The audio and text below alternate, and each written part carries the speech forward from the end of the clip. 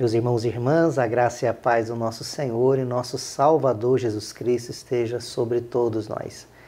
Que bom estarmos mais uma vez reunidos nessa manhã para estudarmos a palavra do Senhor, continuando a nossa conversa na carta de Tiago. Hoje especificamente leremos e conversaremos o capítulo 1 dos versos 5 a 8, uma continuação sobre aquele tema da provação que nós vimos já no domingo passado. Mas agora uma oração, um ensino sobre a oração por sabedoria que é tão necessária, né, quando se passa por momentos difíceis. Vamos orar antes de nós lermos e conversarmos sobre o texto?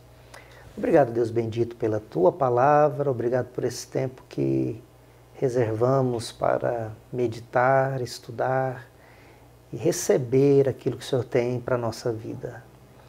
Pedimos que o Teu Espírito Santo trate conosco, trate das nossas emoções, ó Deus, fazendo com que essa Tua palavra santa e bendita produza em nós mudança, nova compreensão, mudança de paradigma, conversão. Essa palavra produz em nós cura. Nós oramos, ó Pai, para que em nome de Jesus, o Teu Espírito Santo mesmo nos conduza nesse tempo. É o que nós te pedimos, para a glória e honra do Teu nome, Senhor, hoje e sempre. Amém. Pois bem, leiamos então capítulo 1 de Tiago, os versos 5 a 8, que nos diz assim: Se porém algum de vocês necessita de sabedoria, peça a Deus, que a todos dá com generosidade e sem reprovações, e ela lhe será concedida. Peça, porém, com fé, em nada duvidando, pois o que duvida é semelhante à onda do mar, impelida e agitada pelo vento. Que uma pessoa dessas não pense que alcançará do Senhor alguma coisa, sendo indecisa e inconstante em todos os seus caminhos. Pois bem, qual é o contexto desse texto que agora nós lemos? Lembremos que no último domingo nós conversamos sobre as provações que o cristão passa na vida. Lembremos o que Tiago nos mostra nas Escrituras, nos mostra na palavra que ele traz à igreja que estava sendo perseguida, de que as provações atestam a veracidade da fé. Não é porque cremos, temos que sofrer, mas porque o sofrimento, por conta da fé, prova a veracidade da fé. É sempre bom ressaltar que nem sempre nós sofremos por conta da nossa fé, e nem sempre a igreja é perseguida por conta da sua fidelidade. Muitas vezes a igreja é perseguida por conta da sua infidelidade. E às vezes muitos sofrimentos temos na vida por conta da nossa infidelidade. Então jamais podemos ligar o conceito de sofrimento com fidelidade, né? Mas a fidelidade, em muitas circunstâncias, produz sofrimento, que é a perseguição, é a provação, né? Que é colocado o cristão, que vem sobre o cristão por conta da sua ética de vida, né? Sua opção pela justiça, pela paz, sua opção por viver de acordo com os valores do reino de Deus. E é nesse contexto que Tiago nos chama, então, a atenção para a necessidade da sabedoria, porque é a sabedoria que vai nos ajudar, né? Vamos dizer assim, a sabedoria que vai ser importantíssima, fundamental, para enfrentarmos esses momentos de provação. É por isso que esse texto, dos versos 5 a 8, se ligam aos versos anteriores, no sentido que nas provações da vida precisamos buscar sabedoria. É claro que precisamos de sabedoria para todas as circunstâncias da nossa vida. Temos visto isso, inclusive, nos nossos sermões, né? No domingo à noite, nos cultos das 19 horas, temos conversado sobre o tema sabedoria para viver, e é interessante que esse estudo dessa manhã vai nos fazer lembrar algumas coisas que temos conversado, inclusive, no domingo, às 19 horas, que temos falado, né, a partir da palavra de Deus, sobre a sabedoria que precisamos para viver. Pois bem, o versículo 5 começa assim: se porém algum de vocês necessita de sabedoria, peça a Deus. Eu quero concentrar nessa primeira parte do texto. Se algum de vocês necessita de sabedoria. O texto pode até ser compreendido de maneira errada, né? Como se alguém não necessitasse de sabedoria. Quem é que não necessita de sabedoria? Quem é que acha que não precisa de sabedoria? Quem é que acha que não precisa buscar sabedoria? Somente o tolo, né? Somente o tolo é que se acha dono de todo saber, capaz de responder qualquer situação e não vai buscar a verdadeira sabedoria, não vai buscar em Deus a sabedoria. Portanto, aqui, quando Tiago diz, se algum de vocês necessita de sabedoria, ele está chamando a atenção para os cristãos. Ora, é como se dissesse, todos nós precisamos de sabedoria se nós estamos conscientes do nosso chamado para viver segundo a vontade de Deus. Porque para viver segundo a vontade de Deus, precisamos de sabedoria, porque sabedoria é exatamente isso, é fazer aquilo que Deus nos chama para viver. Ser sábio é andar segundo o caminho do Senhor. Como vamos passar pelas provações sem sabedoria, se sabedoria é exatamente a maneira como qual nós lidamos com as circunstâncias da nossa vida, mas direcionados por Deus, conduzidos por Deus, né? Então, é por isso que Tiago começa dizendo, né, se você necessita de sabedoria, então peça a Deus. E aqui nós voltamos a um tema que já falamos no domingo, nos domingos anteriores, né, nos domingos às 19 horas, que a sabedoria é um dom, né, de Deus. A sabedoria é um dom da graça de Deus. A sabedoria não é humana, não é algo que os humanos possuem, mas algo que Deus nos dá. De acordo com a Bíblia, sabedoria não é algo nato no ser humano, não é algo produzido pelo saber humano, pelo conhecimento humano, mas sabedoria é algo que é da essência de Deus. A sabedoria se apresenta em Provérbios capítulo 8 como o próprio Deus, e vimos que a sabedoria que aparece em Provérbios capítulo 8 é um tipo, né? Aponta para aquilo que Cristo é, né? É o que nós chamamos de manifestações, né, do Antigo Testamento, em que nós temos a presença do Cristo, do Filho de Deus, que se manifesta na criação, se manifesta de maneira, como em Provérbios capítulo 8, né, personificado na sabedoria, e nós vemos no Novo Testamento que Jesus é a sabedoria. Então, se nós precisarmos de sabedoria, precisamos pedir a Deus. É Deus que é o Senhor da sabedoria, é o dono da sabedoria, é Deus que é a sabedoria. E o texto nos diz que quando nós pedimos, né, Deus nos dá com generosidade. Eu quero chamar sua atenção para o fato de que o ato simples de orar por sabedoria já é em si um reconhecimento da necessidade. Lembremos de Salomão, quando pediu a Deus sabedoria, dizendo que não passava de uma criança. E ali nós vimos, não passar de uma criança não significa a idade de Salomão, mas como ele se compreendia, como alguém incapaz, né, de governar o povo, de trazer conselhos para o povo de Israel, e que ele precisava de Deus, precisava da sabedoria de Deus para conseguir governar aquela nação.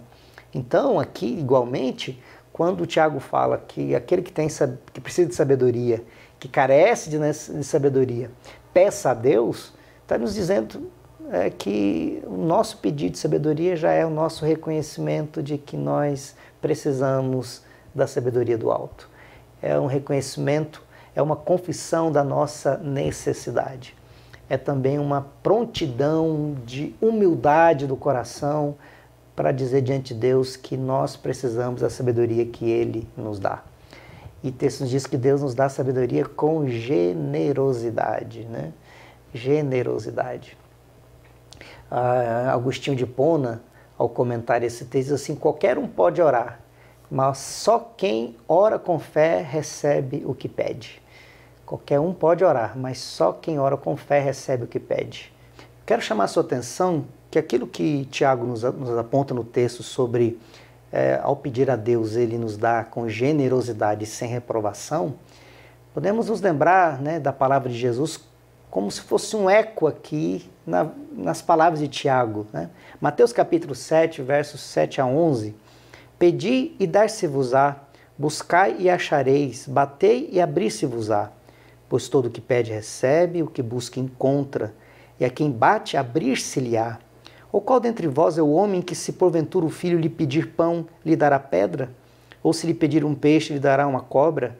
Ora, se vós, que sois maus, sabeis dar boas dádivas aos vossos filhos, quanto mais vosso Pai, que está nos céus, dará boas coisas aos que lhe pedirem? Vejamos que quando o Tiago nos fala que se nós pedirmos sabedoria a Deus, Ele nos dará com generosidade, a palavra que aparece aqui no original grego é única em Tiago. Generosidade literalmente aqui significa Ele dá de forma simples, como se dissesse, Ele simplesmente está aberto para dar. Ele não está de maneira alguma impondo condições para responder essa oração. E é esse o sentido das reprovações que aparece aqui, né? E sem reprovações. No sentido de que ele dá sem fazer qualquer tipo de exigência em troca, ou mesmo, no momento em que ele doa a sabedoria, ele cobrar agora aquilo que foi no passado, causado no passado, os pecados do passado, com a falta de sabedoria.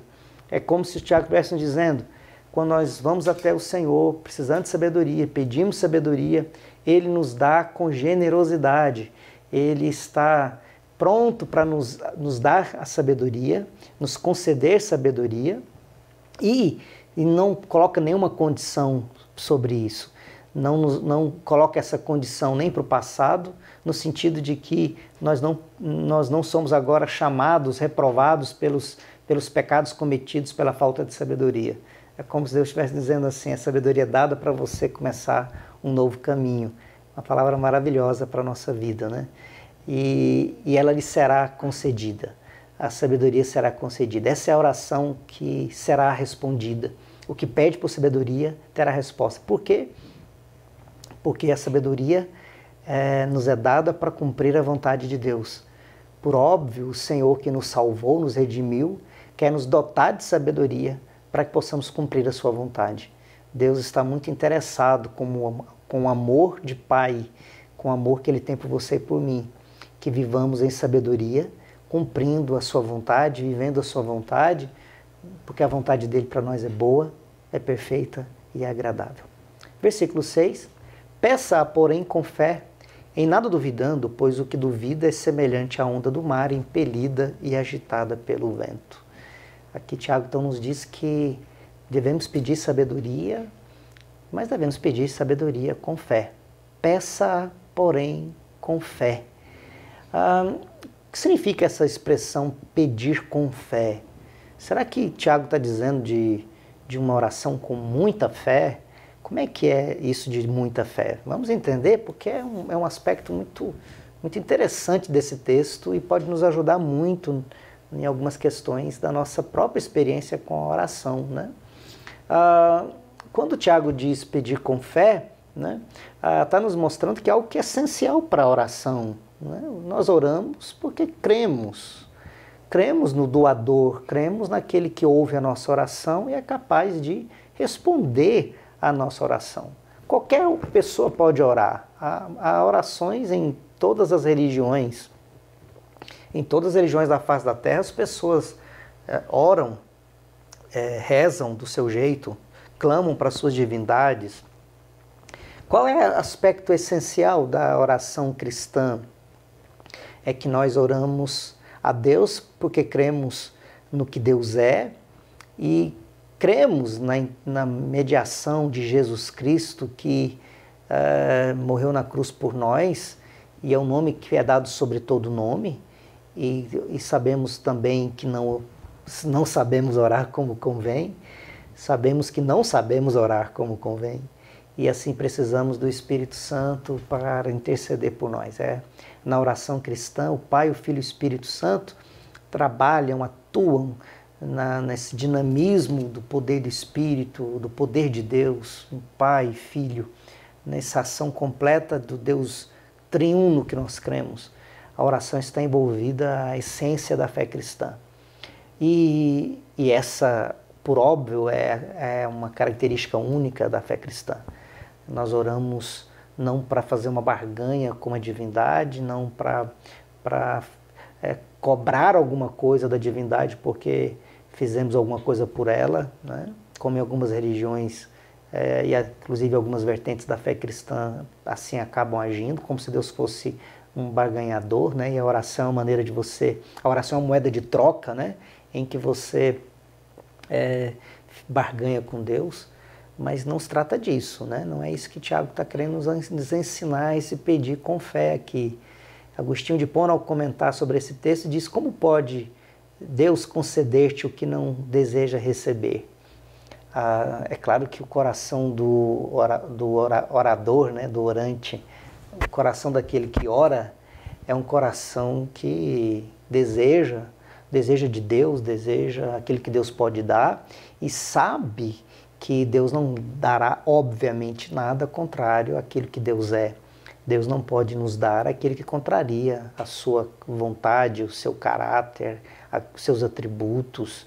As orações são respondidas e porque cremos que Deus nos ouve, e porque cremos quem é aquele que nos ouve, né? O cristão, porque conhece quem é o seu Deus, ora com confiança. E é esse o sentido da palavra que procede, né? Que essa oração com fé, como diz Pablo Deiros, né? A oração com fé é aquela que chega a Deus em nome de Jesus com plena confiança. Plena confiança. Como deve pedir aquele que pede? Como deve orar aquele que ora? Diz Tiago: peça com fé. Peça com fé, em nada duvidando. E nada duvidando aqui pressupõe naquele que ora uma compreensão clara de quem é Deus, né? Não duvidando significa que aquele que ora não duvida do caráter, do plano perfeito do Deus a quem ele ora. Isso a gente precisa repetir, né? Não duvidando aqui é uma compreensão clara daquele que ora, que não duvida do caráter e do plano perfeito daquele a quem ele ora, do Deus a quem ele ora. O cristão, quando ora, ele não pode duvidar do caráter do Deus para quem ele ora. Ele não pode duvidar do plano perfeito do Deus para quem ele ora. E essa é uma característica da oração. Vamos a Deus crendo, né, quem Deus é e que a resposta dele está dentro do seu plano perfeito para a nossa história, para a nossa vida. E Tiago diz que esse que não ora com fé, mas duvidando, é como, né, a onda do mar, né, que é levada pelo vento. Como escreveu Rousseau Shedd no seu comentário à carta de Tiago, a fé convence que o que se pede será concedido, não porque Deus pode, mas porque Ele quer dar. E essa expressão de Rousseau Shedd é para a gente meditar bastante, né? Porque Rousseau Shedd estava dizendo que o cristão não duvida, né? Não porque ele sabe ou que ele crê que Deus fará tudo que ele pede, tudo que ele ora, porque Deus pode. O cristão sabe que Deus pode. O cristão não duvida que Deus é todo-poderoso. O cristão não duvida que Deus tem nas suas mãos o poder sobre todas as coisas. O que o cristão ora com fé é na compreensão e repousa nisso, né? De que Deus pode dar.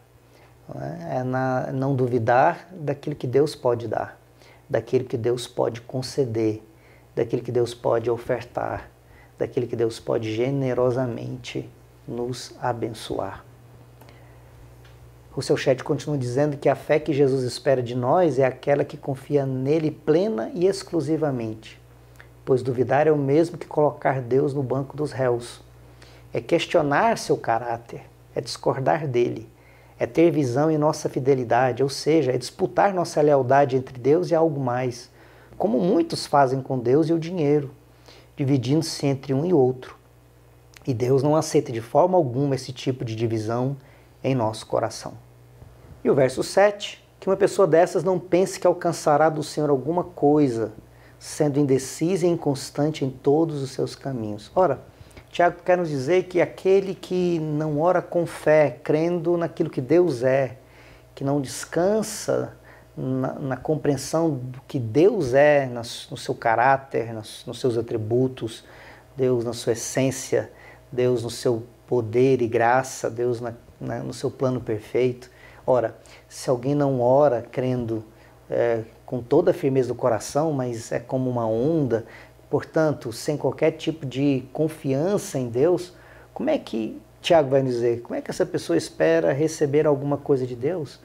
Essa sua indecisão e sua inconstância nos seus caminhos revela que ele não crê em Deus, que ele, na verdade, não confia em Deus, que ele, na verdade, não crê no Deus Todo-Poderoso para o qual ele deveria orar e deveria confiar.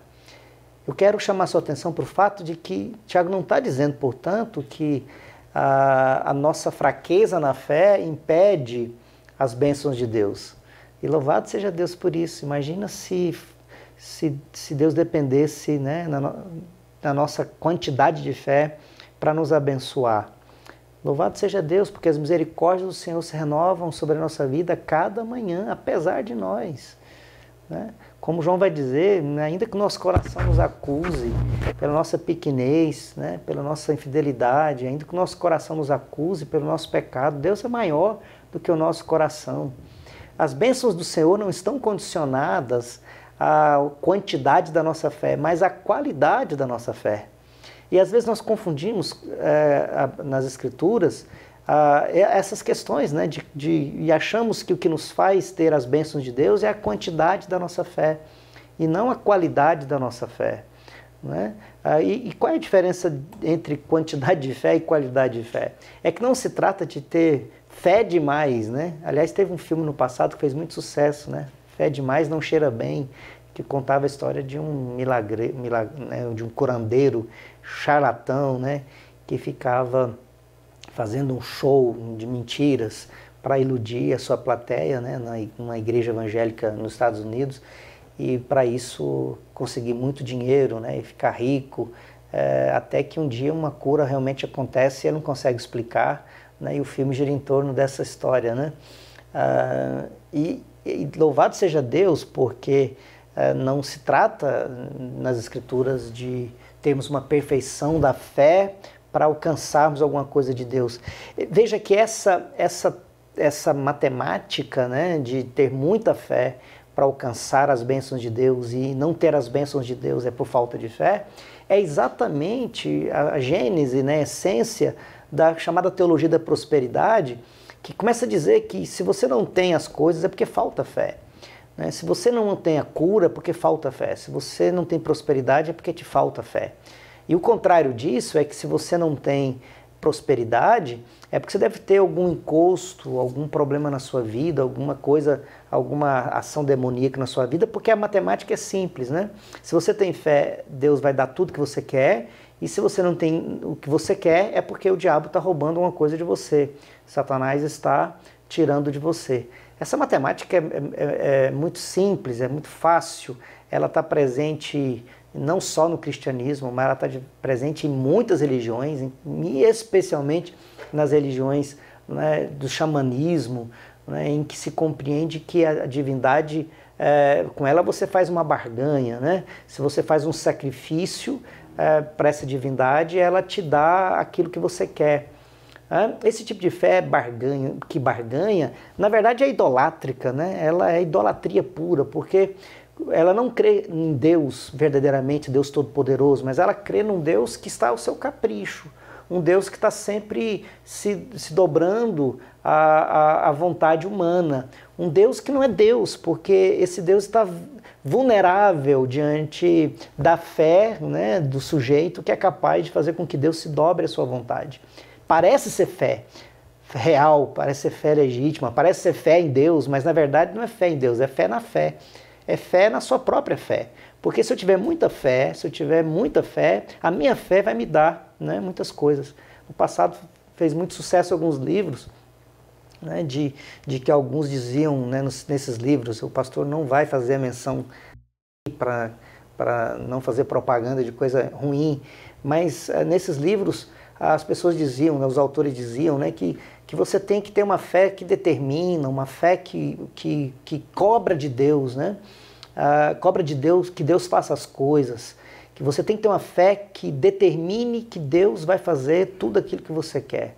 Essa fé determinadora, essa fé que determina que Deus faça todas as coisas, não é a fé que descansa, não é a fé que repousa no Deus Todo-Poderoso, é uma fé na fé, é uma fé na sua própria fé, mas é uma fé distorcida, completamente alienada.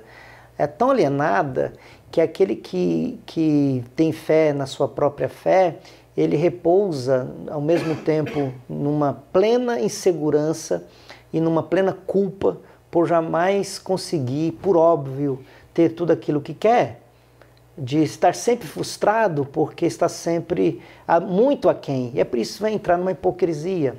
As pessoas já não podem mais dizer que elas têm uma enfermidade. No passado não muito longínquo, os membros de algumas igrejas, dessas igrejas da Teologia e Prosperidade, né? Uma pastora muito famosa teve câncer e tinha que fazer sessões, né, de madrugada, porque os membros da igreja não podiam saber que ela estava enferma, e também usava uma peruca para esconder por conta da quimioterapia que ela estava fazendo.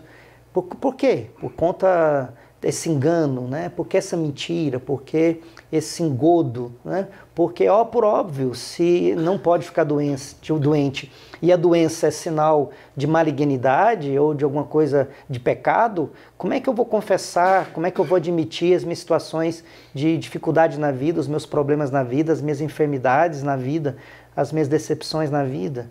Veja que isso parece ser fé, mas é idolatria. É a idolatria do próprio eu, é a idolatria do próprio homem, é a idolatria de si mesmo. E é por isso que Tiago diz, esse que não acredita em Deus, mas acredita em si mesmo, não vai receber de Deus coisa alguma, né? Pode viver numa ilusão de fé, pode viver numa ilusão de confissão positiva, mas não na fé que descansa em Deus, sabendo que Deus está no controle de todas as coisas, inclusive ao dizer não, quando às vezes o não é o melhor para nós. Para a gente entender aquilo que Tiago diz nesse versículo 7, vale a pena ler também uma porçãozinha do que Russell Shedd escreveu. Tiago aqui refere-se ao de mente dobre e instável. O ser humano de mente dobre, na verdade, tem duas personalidades ou duas almas. Uma diz que ele irá tentar a religião se ela não faz nenhum mal. Pode ser até que ajude. A outra diz que ele não precisa de Deus porque deseja ser independente e autossuficiente. Uma pessoa que duvida não espera receber nada de Deus. Tiago, portanto, observa que aquele que duvida não suponha que alcançará de Deus alguma coisa. Tiago chama a pessoa que duvida de esse homem. As palavras revelam desdém. Esse homem duvida do caráter verdadeiro, do poder e das promessas de Deus. Ele pede sabedoria a Deus, mas duvida que Deus irá concedê-la. No momento ele ora, e no momento seguinte ignora Deus. Sua oração, se é de fato uma oração, não é sustentada pela fé. E o último versículo diz assim, versículo 8, sendo indecisa e inconstante em todos os seus caminhos. Essa é a consequência, né, dessa pessoa que Tiago está dizendo que não vai receber de Deus coisa alguma. Ela é uma pessoa que é indecisa e inconstante em todos os seus caminhos.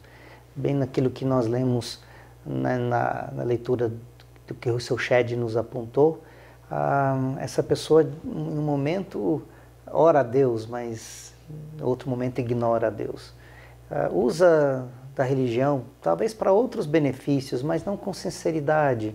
Usa da religião para alcançar certos benefícios, certas vantagens, ou achando que pode alcançar dela alguma vantagem, mas não com sinceridade de amor ao Deus que o redimiu, o salvou para viver uma novidade de vida. É inconstante em todos os seus caminhos. O fato positivo desse texto é que não está falando de você que é sincero na sua fé, mas que às vezes entende que a sua fé é tão pequena como um grão de mostarda. Não é essa fé que Tiago está dizendo que não vai receber coisa alguma de Deus. Essa fé que se reconhece como fé pequena, essa fé pequena é exatamente a fé que pode ser a mais sincera de todas, né? Lembra-se de Jairo, o pai da menina que estava enferma. Quando Jesus caminhava em direção à sua casa, ele disse para Jesus, quando ouviu, né, dos que chegavam da sua casa, dizendo que a menina tinha morrido. E Jesus disse, tenha fé, né? E ele disse, Senhor, ajuda-me na minha falta de fé. Às vezes a confissão me ajuda na minha falta de fé é mais sincera diante de Deus do que uma fé na própria fé. Porque às vezes a fé pequena, a fé de um grão de mostarda, consegue expressar a sinceridade de um coração que teme a Deus, que ama a Deus. Enquanto uma fé que se compreende robusta, mas apenas baseada na sua própria autodeterminação, né? Na sua própria confissão, é uma fé desvirtuada de sentido.